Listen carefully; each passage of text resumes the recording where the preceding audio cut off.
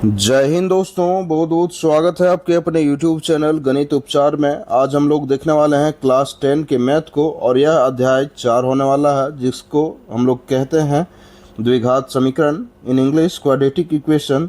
आज हम लोग देखने वाले हैं प्रश्नावली 4.1 को, है ना। और हमारा चैनल का नाम तो आपको पता ही है, गणित उपचार। और यहाँ आप बिहार बोर्ड के बच्चे, NCERT को फॉलो करने वाले बच्चे जरूर जुड़ें, आप ही के लिए यह वीडियो बनाया गया है। धन्यवाद।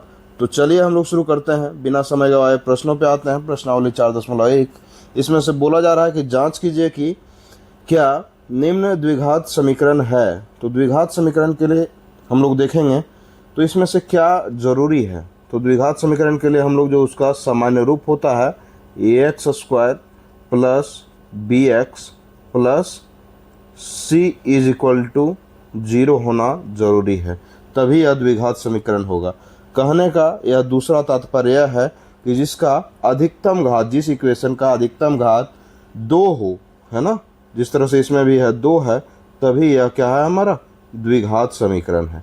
हम लोग नाम से ही स्पष्ट हो रहा है कि द्विघात यानी कि जिसका 2 घात हो, यानी कि जिसके एक्सपोनेंट अधिकतम यानी कि एक्सपोनेंट 2 हो, है ना, तो उसको हम लोग क्या बोलते हैं, द्विघात समीकरण बोलेंगे। ठीक है, इसको हम थोड़ा सा रिमूव करते हैं। तो यहाँ हम लोग देखते हैं, ठीक है। तो यह हमारा द्विघात समीकरण का सामान्य रूप हो गया, द्विघात समीकरण का। ठीक है, तो इसको हम लोग ध्यान में रखेंगे। ठीक है, उदाहरण यदि हम लोग लेंगे तो x² प्लस 2x प्लस 1 लिख सकते हैं, या फिर 3 लिख दीजिए। ठीक है, 3 इक्वल टू 0। तो यहाँ हम लोग देखेंगे तो अधिकतम घात इसमें से क्या है, 2 है। इसका अधिक घात क्या है, 1 है। तो 1 और 2 में से यदि हम लोग देखेंगे दोनों में से, तो अधिकतम घात किसका है, 2 है। 2 अधिक है, तो यह हमारा कैसा समीकरण होगा, तो यह होगा हमारा द्विघात समीकरण। तो यह एग्जाम्पल फर्स्ट था। दूसरा एग्जाम्पल हम लोग लेते हैं। तो दूसरा एग्जाम्पल आप लोग देखिए, मान लीजिए कि इस बार हम लोग जो वेरिएबल लेते हैं y वेरिएबल लेते हैं।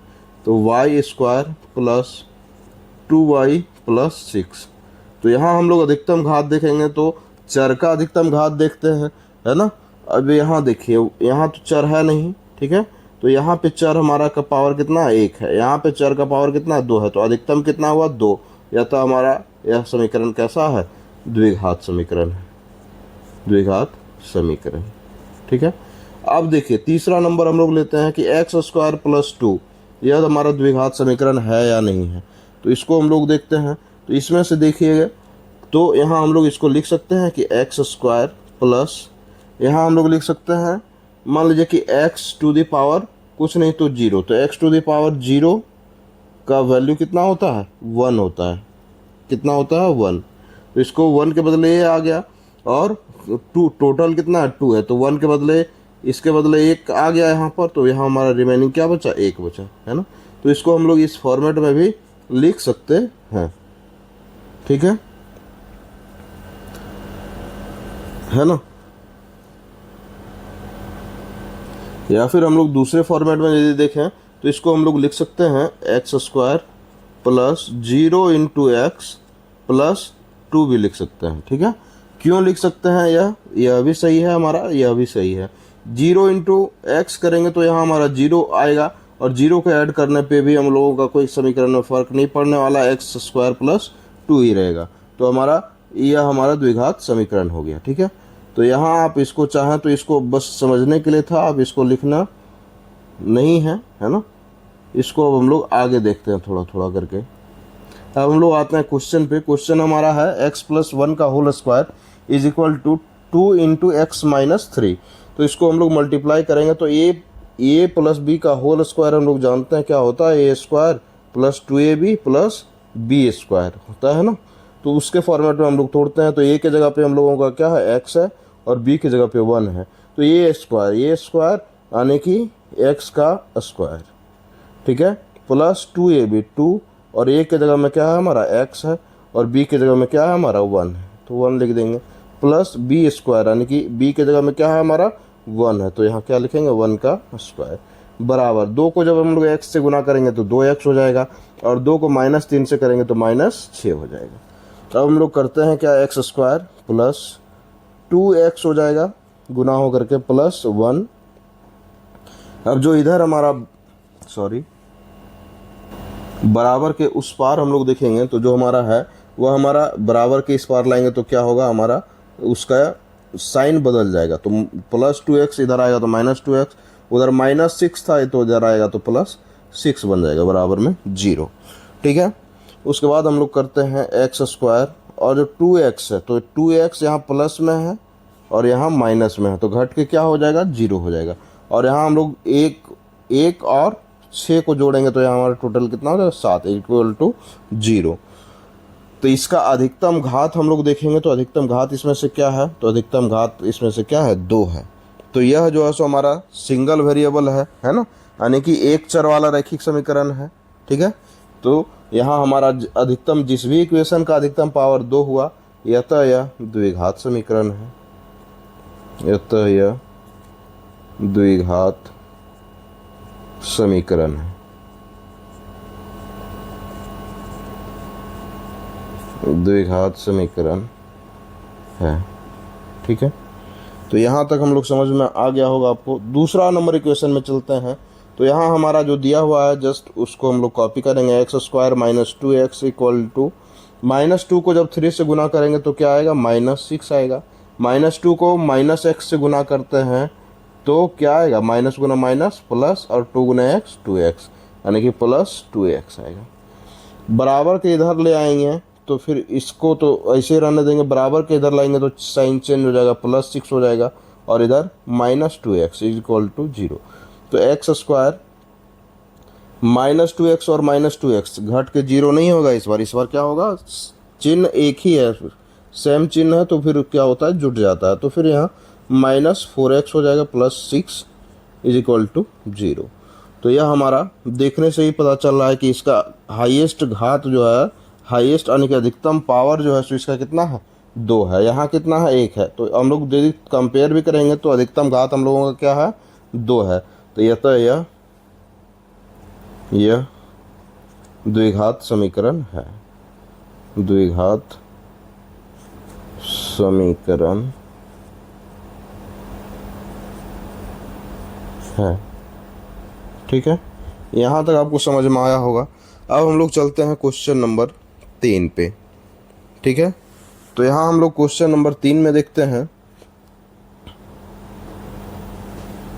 इसको हम लोग क्या करेंगे, गुना करेंगे। तो किस रूप में करेंगे, आप तो पहले भी पढ़े होंगे हो सकता है। तो इसको एक बार इससे गुना करेंगे, इसको एक बार इससे गुना करेंगे, फिर सेम वही प्रक्रिया दोहराएंगे हम लोग। तो फिर 2 को एक बार x से करेंगे और फिर 2 को 1 से करेंगे। ठीक है, तो उसी तरह से इसमें भी करेंगे हम लोग, है ना। तो इसको हम लोग पहले करते हैं। तो पहले हम लोग x को किसके साथ करते हैं, x से करते हैं। तो x गुना x क्या हो जाएगा हम लोगों का, x² हो जाएगा। 1 मिनट,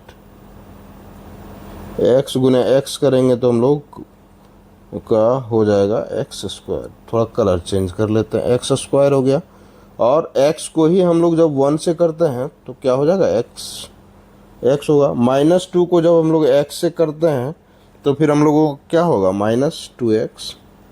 -2 को जब +1 से गुना करते हैं तो -2 = 0। 0 नहीं, इधर फिर हम लोग मल्टीप्लाई करेंगे। तो इधर मल्टीप्लाई करेंगे तो हम लोग क्या पाएंगे कि x को x के साथ तो क्या हो गया, x²। फिर x को जो है सो 3 के साथ तो क्या हो गया, प्लस में 3x। फिर -1 को x के साथ तो क्या हो गया, -x। फिर -1 को 3 के साथ तो क्या हो गया, -3।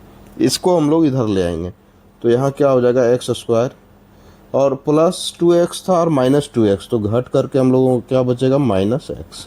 और यहाँ कितना बचेगा, -2। इधर आएगा तो यह क्या बन जाएगा, -x²। सबका जो सो चिन्ह बदल जाएगा। +3x से इधर आएगा तो -3x बन जाएगा, -x से इधर आएगा तो +x बन जाएगा और -3 है इधर आएगा तो +3 बन जाएगा = 0। यहाँ हम लोग यदि देखेंगे तो पाएंगे कि x² और x² घट के 0 हो गया हमारा, है ना। -x और +x घट के हम लोगों को क्या हो गया, 0 हो गया। तो यहाँ हम लोग का जो इक्वेशन बचा हुआ है यहाँ हम लोग लिख देंगे। तो यहाँ हम लोग देख रहे हैं कि -3x बचा हुआ है। इसको हम लोग x वाला कोएफिशिएंट को पहले लिखेंगे, उसके बाद क्या देख रहे हैं कि -2 और +3 बचा हुआ है, यानी कि यह कितना बचा हुआ, -3x + 1 = 0, है ना।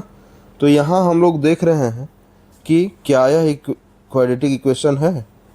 तो अधिकतम घात यहाँ देखेंगे हम लोग, तो अधिकतम घात इसमें से हम लोग देख रहे हैं, तो अधिकतम घात क्या है, कुछ नहीं तो 1 है।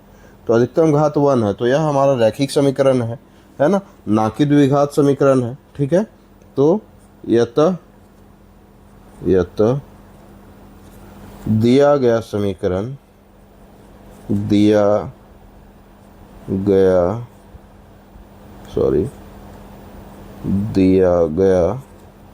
समीकरण द्विघात समीकरण नहीं है।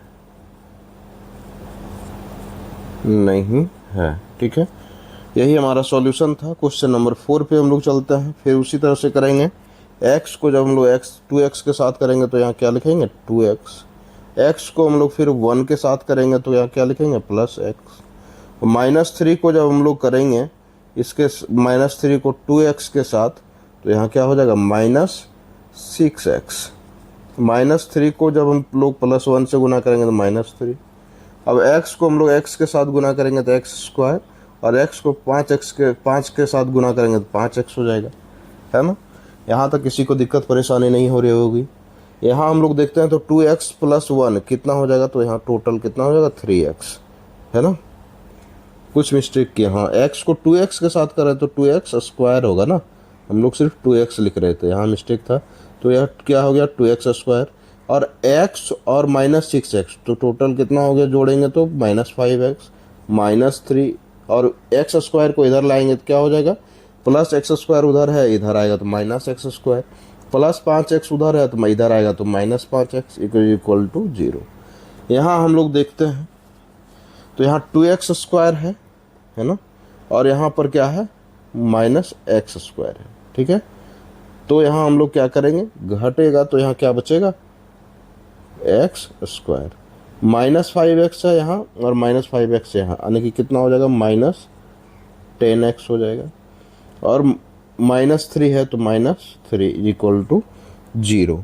ठीक है, तो यहाँ हम लोग देख रहे हैं कि अधिकतम घात इसका क्या है, तो अधिकतम घात देखेंगे तो 2 है, और जिसका अधिकतम घात 2 होता है वही द्विघात समीकरण होता है।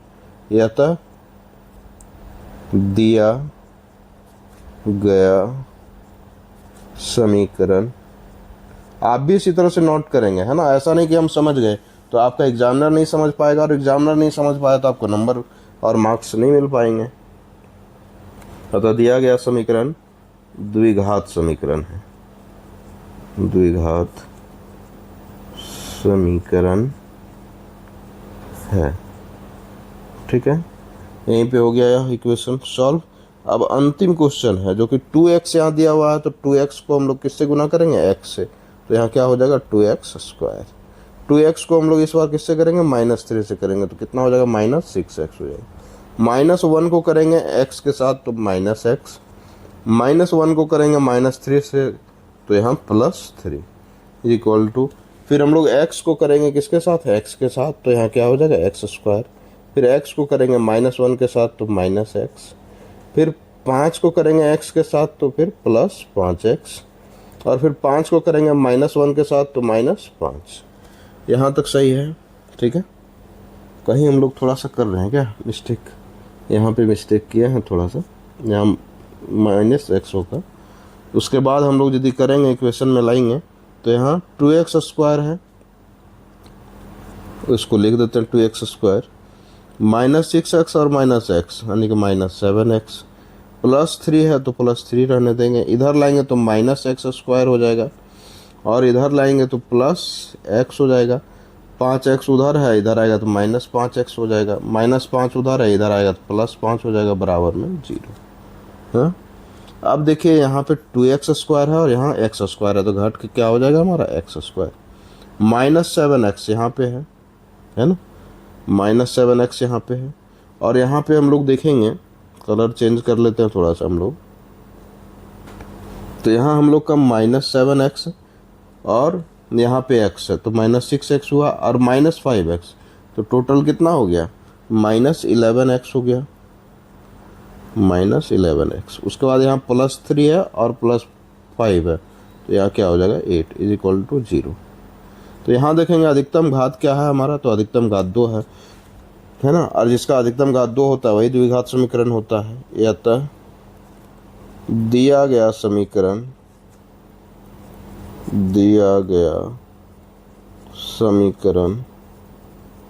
द्विघात समीकरण है, द्विघात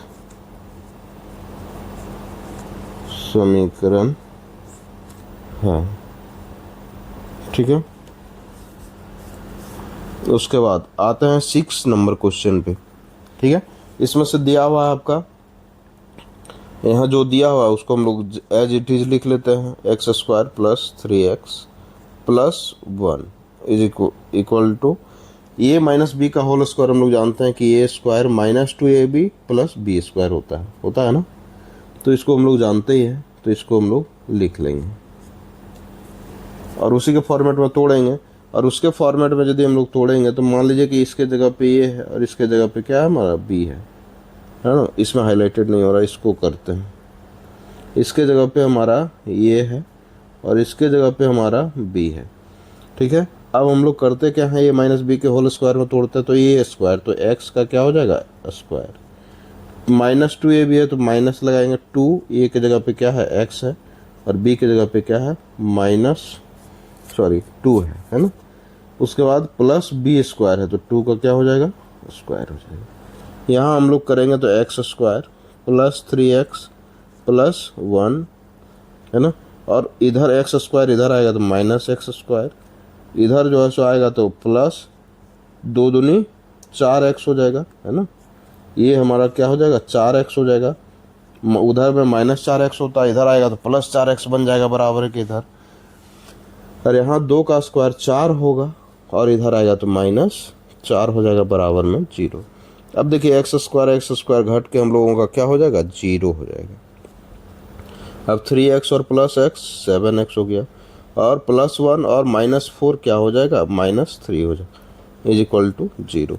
अब यहाँ पे हम लोग ध्यान देंगे तो पाएंगे कि यहाँ जो हमारा अधिकतम घात जो है यहाँ x का कितना है 1 है, तो अधिकतम घात 1 है।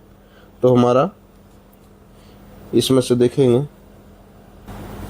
तो यहाँ हम लोग देखेंगे तो पाएंगे कि अधिकतम घात कितना है 1 है और अधिकतम घात 1 नहीं, अधिकतम घात 2 रहने पे हमारा द्विघात समीकरण है। तो यह हमारा यह क्या है, यह द्विघात समीकरण है क्या, नहीं है, क्योंकि अधिकतम घात 2 रहना चाहिए, द्विघात समीकरण नहीं है, ठीक है। यहाँ तक समझ में आ रहा होगा। अब हम लोग चलते हैं क्वेश्चन नंबर 7 पे, ठीक है। तो यहाँ a + b का होल क्यूब है। a + b का होल क्यूब क्या होता है, a³ + b³ + 3ab × a + b। इसको हम लोग इस फॉर्मेट में भी लिख सकते हैं, इस फॉर्मेट में, ठीक है ना। तो उसी फॉर्मेट में हम लोग लिखते हैं। तो यहाँ मान लेते हैं इसको क्या a मान लेते हैं, x को क्या मान लेंगे a और 2 को क्या मान लेंगे b मान लेंगे, ठीक है। तो a³ यानी कि x का क्या हो जाएगा क्यूब हो जाएगा, +b³ यानी कि 2 का क्या हो जाएगा क्यूब हो जाएगा, +3 और a का स्क्वायर यानी कि a के जगह में क्या है हमारा x का स्क्वायर और फिर क्या है b है हमारा। तो b के जगह हम लोगों का क्या है 2 है, तो 2 यहाँ लिख दिए, +3ab तो 3 का 3 लिख दिए और a के जगह में हम लोगों का क्या है x है, इनटू में b के जगह हम लोगों का क्या है 2 है और उसका क्या हो जाएगा स्क्वायर हो जाएगा बराबर में। इधर हम लोग 2x को यदि x² से गुना करेंगे तो क्या हो जाएगा 2x³ और 2x को -1 के साथ गुना करेंगे तो -2x।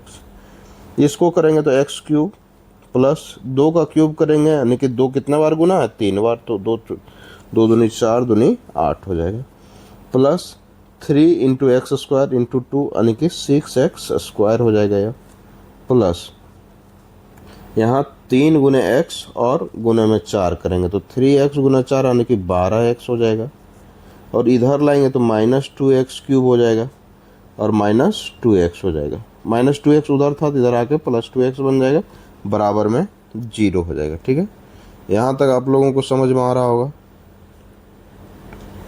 अब हम लोग आते हैं इधर, तो यहाँ हम लोग देखेंगे तो पाएंगे कि यहाँ भी हमारा प्लस में एक्स क्यूब है और यहाँ माइनस एक्स क्यूब है, माइनस 2x क्यूब है, तो टोटल कितना हो जाएगा, तो माइनस एक्स क्यूब हो जाएगा। ठीक है, और यहाँ देखेंगे तो हम लोग अब एक्स क्यूब के बाद कि कौन सा आएगा, एक्स स्क्वायर आएगा, तो एक्स स्क्वायर यहाँ हमारा है। ठीक है, तो यहाँ क्या हो जाएगा, प्लस में 6x स्क्वायर। उसके बाद x वाला पोर्शन आएगा तो 12x प्लस 2x, तो कितना हो जाएगा, 14x। तो उसके बाद हम लोग का बिना x वाला आएगा, है ना, घटते हुए क्रम में, पहले पावर 3, पहले उसके बाद पावर 2, उसके बाद पावर 1, उसके बाद जिसका पावर नहीं है, तो ये 8 यहाँ है और कहीं उसका कोई नहीं दिख रहा है, तो +8 इज इक्वल टू 0। अब हम लोग देखेंगे तो इसमें से पाएंगे कि क्या यह द्विघात समीकरण लग रहा है। तो अधिकतम घात, इसका अधिकतम घात कितना है, इसका घात 1 है, इसका घात 2 है, इसका घात 3 है, तो अधिकतम घात तो 3 दिख रहा है यहाँ पे, है ना, तो अधिकतम घात 3 है, यानी कि त्रिघात समीकरण है। ठीक है, तो यह अतः यह द्विघात समीकरण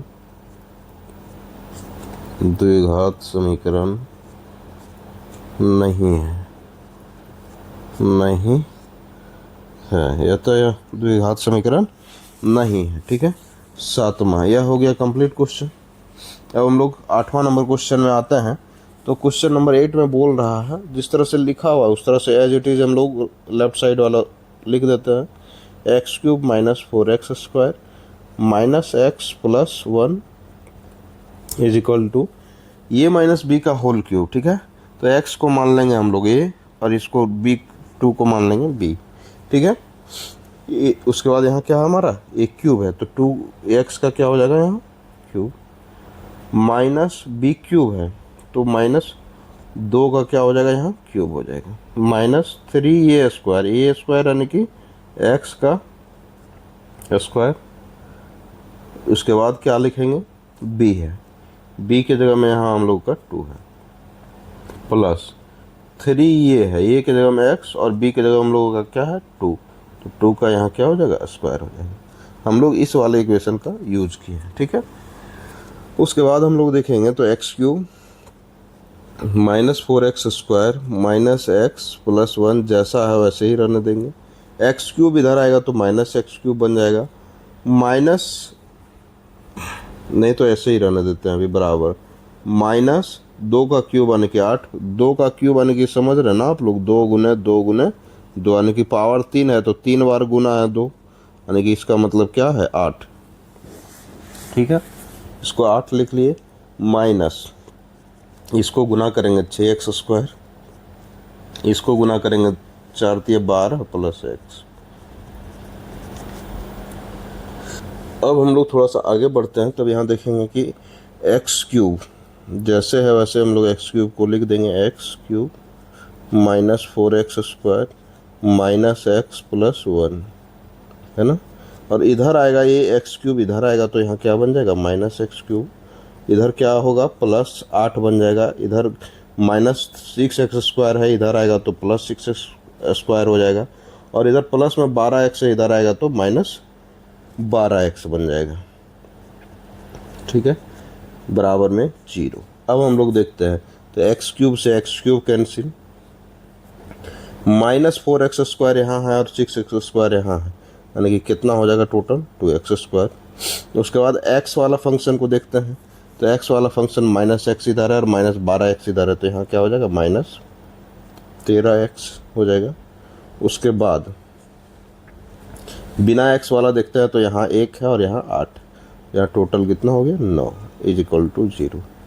अब यदि हम लोग देखेंगे तो यहाँ पाएंगे कि यह ax square plus bx plus c is equal to 0 के फॉर्मेट में मिलता जुलता चेहरा दिख रहा है आपको, यानी कि इसका अधिकतम घात क्या है 2 है ना, तो अधिकतम घात जिसका 2 रहता है उसे भी हम लोग क्या कहते हैं द्विघात समीकरण, या तो उपर्युक्त समीकरण द्विघात समीकरण है।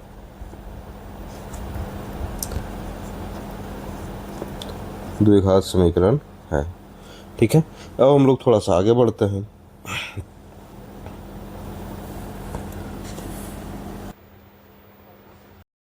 क्वेश्चन नंबर 2 बोल रहा है कि निम्न स्थितियों में द्विघात समीकरणों के रूप में निरूपित करना है। एक आयताकार भूखंड का क्षेत्रफल दिया हुआ है आपका 528 मीटर स्क्वायर और क्षेत्र की लंबाई मीटर में है, और यह जो है चौड़ाई के 2 गुने से एक अधिक है ना। इसमें भूखंड की लंबाई और चौड़ाई हमें ज्ञात करनी है, तो इसको हम लोग करने का प्रयास करते हैं। तो सबसे पहले मान लेते हैं कि माना कि चौड़ाई बराबर प्लॉट की चौड़ाई। किसकी चौड़ाई? प्लॉट की चौड़ाई, है ना। और यह प्लॉट कैसा है? आयताकार है ना। तो यहाँ माना कि आयताकार प्लॉट की चौड़ाई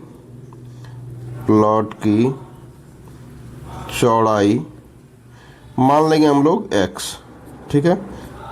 प्लॉट की चौड़ाई बराबर x, तो x मीटर हमारा यह हो गया चौड़ाई, है ना। और लंबाई जो है सो है, क्या बोल रहा है कि लंबाई चौड़ाई के 2 गुने से, यानी कि ये जो लंबाई है चौड़ाई के 2 गुने से, यानी कि चौड़ाई कितना है? x है, तो x का 2 गुना से कितना अधिक है? 1 अधिक है, यानी कि यह लंबाई कितना हो जाएगा? 2x + 1, ठीक है। उसके बाद हम लोग जानते हैं कि आयत का क्षेत्रफल क्या हो जाएगा? लंबाई गुना चौड़ाई होता है, तो लंबाई हमारा कितना है? 2x + 1 है ना। और चौड़ाई हमारा कितना है? x। अब इसको हम लोग गुना करेंगे तो आयत का क्षेत्रफल हम लोग का दिया हुआ कितना है? 528, और यहाँ इसको हम लोग गुना करेंगे तो 2x² + x, है ना। अब इसको इधर ले आएंगे 528 को, तो क्या हो जाएगा? 2x² + x - 528, है ना, बराबर 0, ठीक है। अब हम लोग थोड़ा सा आगे बढ़ते हैं, तो यह जो इक्वेशन आपको दिख रहा है, तो यह इक्वेशन आपका ax²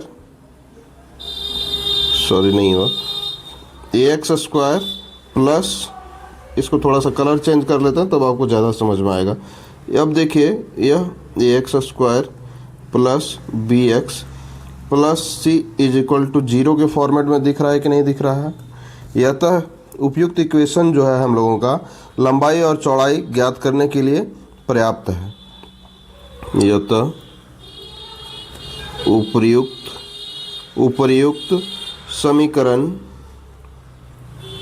लंबाई और चौड़ाई ज्ञात करने के लिए पर्याप्त है। लंबाई और चौड़ाई ज्ञात करने के लिए पर्याप्त है।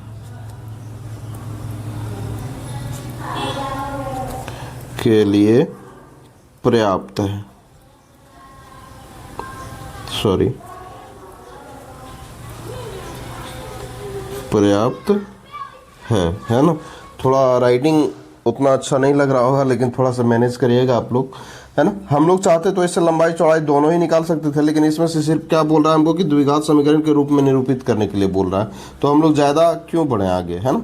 नेक्स्ट क्वेश्चन है कि 2 क्रमागत धनात्मक पूर्णांक का गुणनफल 306 है ना, और पूर्णांक को ज्ञात करना है। तो सबसे पहले मान लेते हैं कि पहला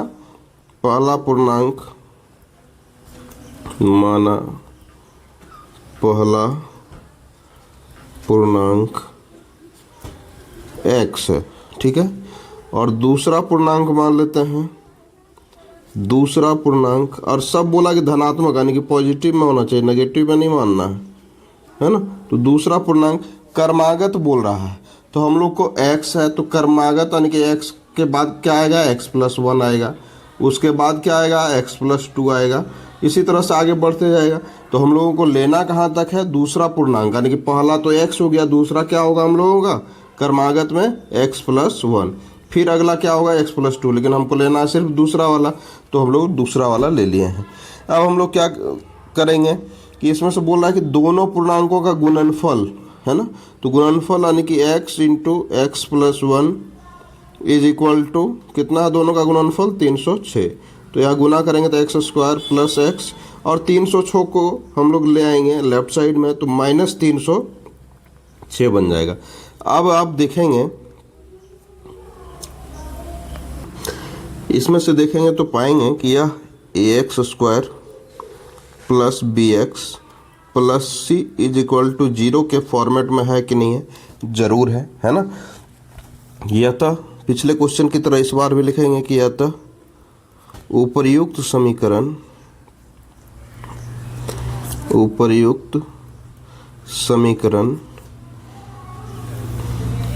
दो क्रमागत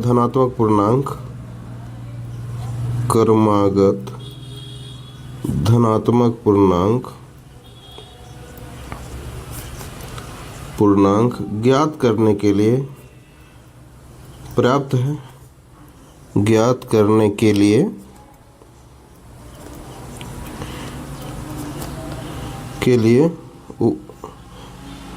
है ना, पर्याप्त है। ठीक है, तो यही हमारा क्वेश्चन नंबर 2 का सॉल्यूशन हो गया। अगला क्वेश्चन है, रोहन की माँ उससे 26 वर्ष बड़ी है ना, और उसकी आयु इसमें से दिया जा रहा है कि वर्षों में, और गुणनफल अब से 3 वर्ष पश्चात गुणनफल हो जाएगा कितना? 360। तो हमें रोहन की वर्तमान आयु ज्ञात करनी है। तो मान लेते हैं कि रोहन की आयु x मान लेते हैं कि माना कि रोहन की आयु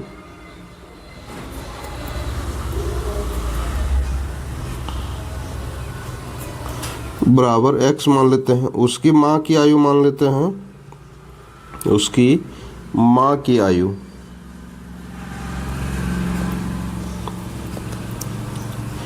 इसमें से बोला जा रहा है कि रोहन की आयु से 26 वर्ष बड़ी है उसकी माँ, तो उसकी माँ की आयु क्या हो जाएगा? x प्लस 26, यानी कि रोहन की आयु x है और उससे 26 वर्ष बड़ी है, तो 26 जुड़ जाएगा। कम बोलता तो घट जाता है ना। अब जो है सो हम लोग क्या करते हैं, 3 वर्ष बाद निकालते हैं थोड़ा सा। ठीक है, तो 3 वर्ष पश्चात, तो 3 वर्ष पश्चात हम लोग देखते हैं क्या होता है। तो x जो है सो 3 वर्ष बढ़ जाएगा, तो x प्लस क्या हो जाएगा? 3 हो जाएगा। अब इसमें से क्या होगा? x प्लस 26 तो है ही, इसमें भी क्या होगा? 3 वर्ष बढ़ जाएगा। ठीक है, तो इसका गुणनफल जो है सो कितना होने वाला है? 306। अब इसको हम लोग एक एक करके मल्टीप्लाई करेंगे। पहले x को सारे से मल्टीप्लाई करेंगे, है ना, फिर हम लोग 3 को सारे से मल्टीप्लाई करेंगे। तो x को जब हम लोग मल्टीप्लाई करते हैं x से, तो हम लोगों का क्या आएगा? x square. फिर x को करेंगे 26 से, इसको हम लोग थोड़ा सा ऐड करके लिख ही लेते हैं, है ना, तब थोड़ा सा मल्टीप्लिकेशन में आसानी रहेगी।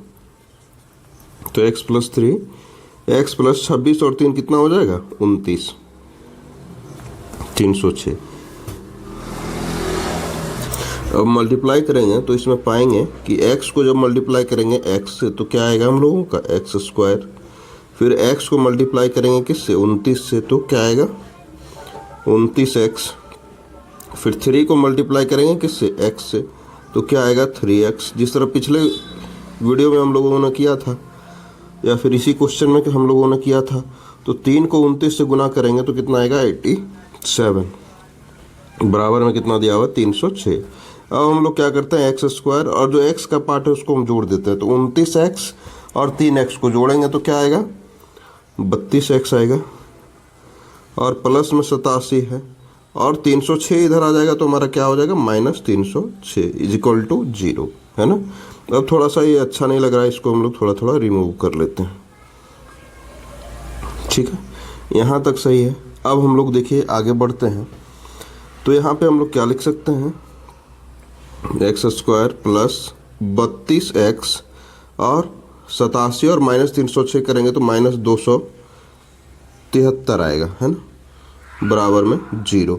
तो यह जो है सो समीकरण मान लेते हैं, 1 भी मान सकते हैं, नहीं भी मान सकते हैं। ठीक है, तो उपर्युक्त यह जो समीकरण है हमारा पर्याप्त है।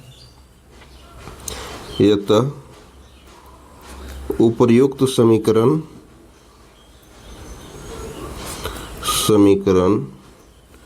रोहन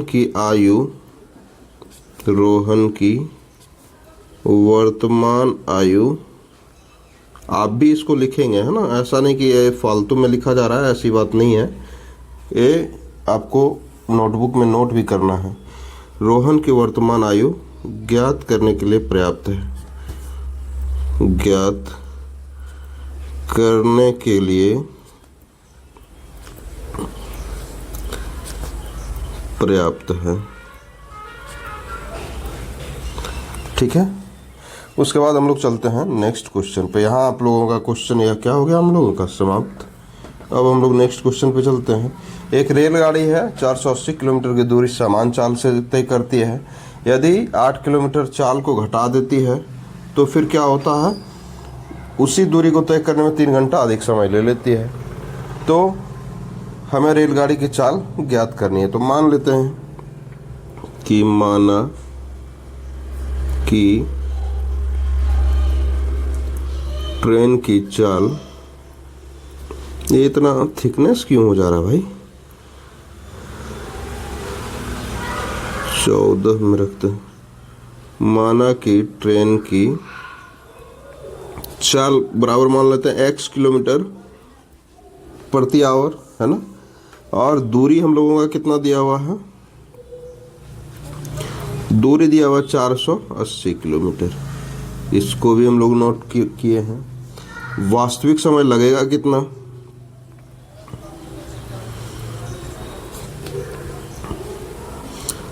वास्तविक समय क्या लगेगा, समय बराबर क्या होता है।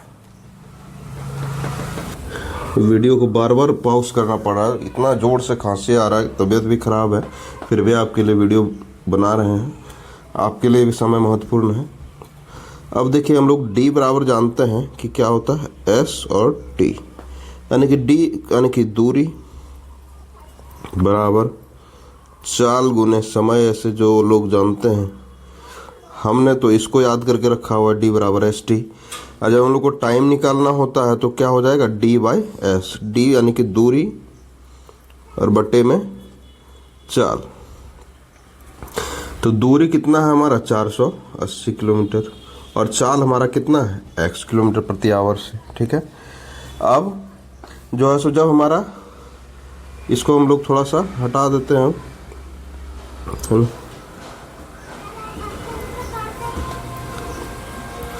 अब देखिए हमारा वास्तविक समय तो इतना लगा, लेकिन जब 8 किलोमीटर प्रति घंटा से कम जब लगेगा, स्पीड होगा, जब चाल 8 किलोमीटर प्रति आवर कम हो जाए, कम हो तो समय कितना लगेगा। तो जो है सो दूरी तो उतना ही रहेगा 480 किलोमीटर, और समय कितना है, पहले से जो लग रहा था, जो चाल था उसमें से 8 किलोमीटर प्रति घंटा घटा दिया है, कम कर दिया है। ठीक है, अब जो हम लोगों का घटा दिया तो अधिक समय लगेगा, तो फिर हम लोग प्रश्नानुसार चलते हैं कि जिस तरह से समय घटा तो ज़्यादा समय लगेगा, है ना, और वास्तविक समय में हम लोगों का कम समय लग रहा होगा, है ना। अब यहीं आप लोग एग्जांपल ले लीजिए। मान लीजिए 100 किलोमीटर जो है 100 किलोमीटर की दूरी है, 10 किलोमीटर घंटा प्रति घंटा से चल रहे थे, तो कितना समय लगेगा, 10 घंटा लगेगा, है ना। और यही हम 100 किलोमीटर की दूरी 6 किलोमीटर प्रति घंटा घटा देते हैं, यानी कि 10 में से 6 घट गया तो कितना बच गया, 4। तो यहाँ कितना आ गया, 25 घंटा समय ले रहा है। ठीक है, तो 25 घंटा। अब तो पहले से जब चाल घटेगा तो दूरी तो वही रहेगा, लेकिन जो है सो इसमें हम लोगों को क्या होगा, समय ज़्यादा लगेगा। तो इस वजह से हम लोगों ने क्या किया है कि 480 किलोमीटर जो समय हमको ज़्यादा लगा है, उसमें से जो हम लोगों का वास्तविक जो चाल था, उसको वास्तविक जो समय था उसको घटा देंगे, तो अंतर हम लोगों का आएगा, है ना। नहीं समझ पा रहे हैं तो एक बार और समझिए। जैसे आप यहाँ देख रहे होंगे कि वास्तविक समय हम लोगों का जो ए लग रहा है, ये तो लग ही रहा है 480 बटे में x। दूसरा है हमारा कि 8 किलोमीटर कम हो जाता है, तो 8 किलोमीटर कम हो जाएगा, चाल धीमी होगा तो वहाँ पे पहुँचने में लेट लगेगा ना। तो हम लोगों का क्या है, कितना लेट लग रहा है, तो 3 घंटा का समय अधिक लग रहा है ना। अब हम लोग क्या करेंगे, इसका एलसीएम ले लेंगे। इसका एलसीएम लेंगे तो यहाँ पाएंगे कि x - 8 और यहाँ x आ गया, एलसीएम बराबर में 3। अब इसको हम लोग मल्टीप्लाई करेंगे तो 480 इंटू में x और माइनस 480 इंटू में x माइनस 8, ये आएगा कि नहीं आएगा? एलसीएम तो आपको आ रहा है ना। अब इसमें हम लोग करेंगे तो 480 x माइनस 480 x माइनस इसको गुना करेंगे तो कितना आएगा? 3840 आएगा। गुना करके आप देख लेना, ठीक है। इसको नीचे वाले को यही मल्टीप्लाई कर देते हैं, नहीं तो इसको हम लोग लेफ्ट साइड में भेज देते हैं, ठीक है। तो लेफ्ट साइड में भेजेंगे तो 3 और यहाँ पे इंटू में x इंटू में x माइनस 8। अब हम लोग करते हैं तो इससे 480x से 480x घट के 0 हो जाएगा। अब यहाँ क्या बचा? माइनस 3840। अब 3x को x से गुना करेंगे तो 3x स्क्वायर और 3x को 8 से गुना करेंगे तो क्या आएगा? Minus 24x। यहाँ हम लोग थोड़ा मिस कर रहे थे, माइनस गुना माइनस प्लस होना चाहिए था, है ना। माइनस 480 जब माइनस 8 से गुना होगा तो प्लस में 3840 आएगा ना, या प्लस में, है ना। अब हम लोग थोड़ा सा इसको अरेंज करते हैं तो 3x स्क्वायर माइनस 24x और माइनस 3840 बराबर में 0। यह भी हमारा किस फॉर्मेट में है? X square plus b x plus C is equal to 0 के फॉर्मेट में है। यह तो लिखेंगे उपर्युक्त समीकरण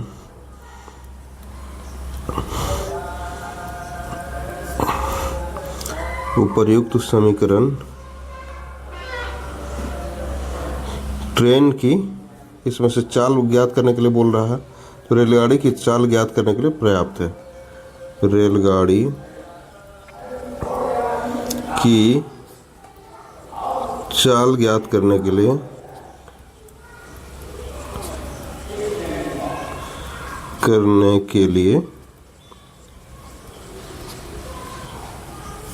पर्याप्त